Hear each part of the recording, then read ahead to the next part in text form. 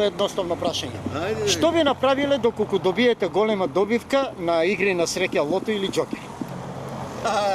Това да не ни се падне. Ако ви се падне, ако добиете, што би направиле со тоа? Ќе разделем на сиромасите. Од на мен веќе не ми требат пари. Да си ми живи здрав. Вие што би направиле? Братче, такво нешто до сега в живото не ми се е десило, ама ако добија, ќе прошетам свето. Ништо друго. Се ќе и потрошам. Дека ми очи гледат, там ќе одам. Да се ми живи здрав. Фала ви. Што би направиле доколку освоите голема добивка на игри на среќа лото или џокер? Кам да добијам, ама не добивам. Добро, ако добиете. 25 години играм, еднаш добих 1998. Добихме 8 души на собранието на новото собрание на општина Берово. Работехме, растуриме го старото и реновирахме ново, направихме ново. И играхме 8 души со 32 бројки и добихме 141.000 марки тогава беа. И си разделиме по 14.000 марки. И така. Добра, и после играхме, Да. после играх 25 години и видех оти не бива и сега сам Добро, ако сега добиете, да речеме... сада добијам, Не, ако добиете, што би направиш? ќе поделам на некои организации, на некои таквија со посебни потреби, некои што има и во Берово има тука А вам лично? две такова. На нас лично ќе се прошетам на некаде. И например до Чехословачка, до Прага, јас таму работех 5 години порано и ќе идех да посетам тие градови што сам бил таму 5 години и така. Да сте ми живи и здрави.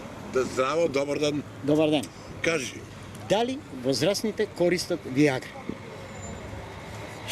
Виагра. Без да ми кажеш, да. Не знам тоа. Тоа зависи од особата на човекот. Разбираш ли ме? Аха, а дали треба да користи? Не би требало. Оти? Не. Ако оболен нешто и не оболен, разбираш ли ме?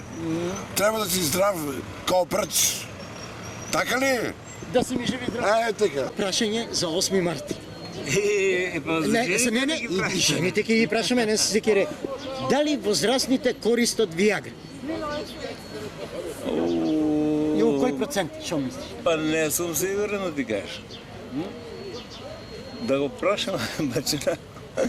Бажо, дали возрастните користат Виагра, што ти мислиш? Не верувам. А треба ли да користат Виагра? Не треба, тоа е штетно. Здравствени причини не. Штетно е тоа, за здравјето е штетно тоа. Како онака нема... Па можда некои користат, ама јас мислам дека е штетно така сега. Според тебе? И јас мислам дека не би требало да користат. Оти? Затоа што возрастните се веќе возрастни. И толку, а? Едносли ќе се прават помлади да бидат. Последици може да има од тоа. Па да веројатно. Добар ден, вас може ли да ве прашам? А? Не. Дали користат Виагра или треба да користат Виагра? Не треба. Оти? Тоа е штетно. Штетно за шо? Тоа за се, за срцето највише. Ама задоволство си е задоволство. Задоволството, ако отидеш долека, нема задоволство. Еднократно може да Ми кажеш на ја. Мене ме скоро да вара Ако, кажи ми, кои се поголеми домакинки? Жените некогаш или жените сега? Ја не, го тука да го нема. Сега жени, овие не се многу...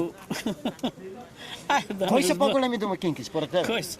Па која си домаќинка, која не, шо има и такви. Има, а? И па, Аха. А дали има некој... и младите домаќинки, некои и стари. Нема домаќинки, само гледа куќа да се растуре. Пакет кривини, а? Па фаќат шо? Некет многу да седат дома. Добро, нека го слушне, чекај, не бегај. Кои се поголеми домакинки? Жените некогаш или жените сега? Слушај, едно време жените беа прави домаќинчи, а сега се, ајде да не го кажам, збор. Значи пакет кривини, а? Кривини. А иначе, за време моето, жените беа стварно домаќинки, а сега ова не се, ова те... Се на готово. Се на готово. Нема, таа е живот. Добро. Без стар. Добро, само што во. Кажи. Дали денеска има работа за сите? Слушай, кој сака да работи, работа има. Најпрво, јас сум ловџија. Од Врсахова тргни до Судик, тоа е било се житарица. Сега нема ништо, таму трња. Сите дојдеме, јас сум од село, сите дојдеме у градот да влечеме колешки, да бидеме готово, а некој некаде да копа. За кратко, многу интересно прашање. Брзам. Аз знам. Кои се поголеми домакинки? Жените некогаш или жените сега? И некогаш и сегашните.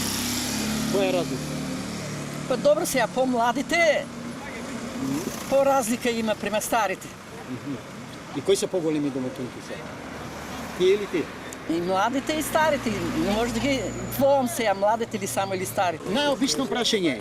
Кои биле поголеми домакинки? Жените сега или некогаш? Некогаш. Оти. Сега сме јас сам остари овек.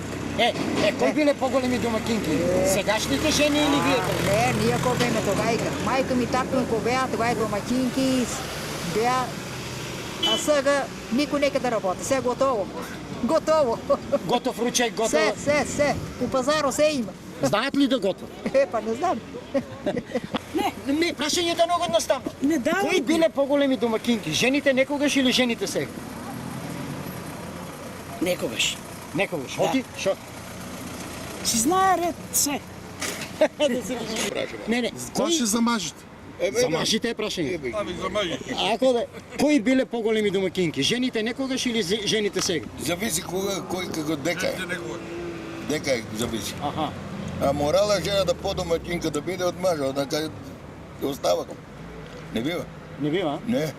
Мора да погаѓа. Те се ќе чува, че на орање ќе иде млеко ќе мрзе. Се. А сега? И вечер налегај. А сега? Сега, викам, нема време, оставиваме втора сме. Не се ни доваѓа. Пакет кривини, а? Не се ни доваѓа. Добро.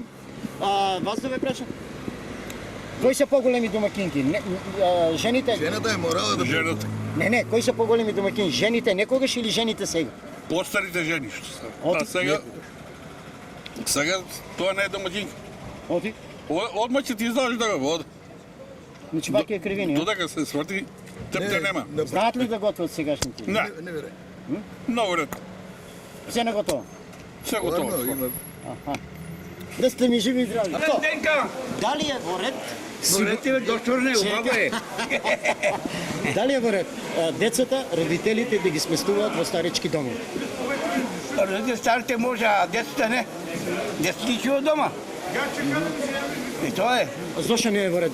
Што е причина? А причината таму само кој ќе учува таму, кој ќе бања, кој ќе облачува децата мали. Треба некој да има ангажиран таму, да ги гледа, да ги организува. Не само да му да јади, ајде. Значи поголема грижа е дома. Да, сте по-добро. Ќе му се даде јадење, ќе се избања, ќе се провлече, ќе го лечеш. А не таму. Таму одија ништо ќе биде, таму ќе се замирише. Да се ми живи зор. Ratko, дали е во ред родителите да ги сместуваат своите, односно децата да ги сместуваат своите родители во старечки дома? За мене не е. Зошто? Родител си е родител. Моите стари ја ги чува. Ако може да и мене ке ме чуват, ако не. Може би сам. Додека може. Натаму здрави. Да се ми живи здрав.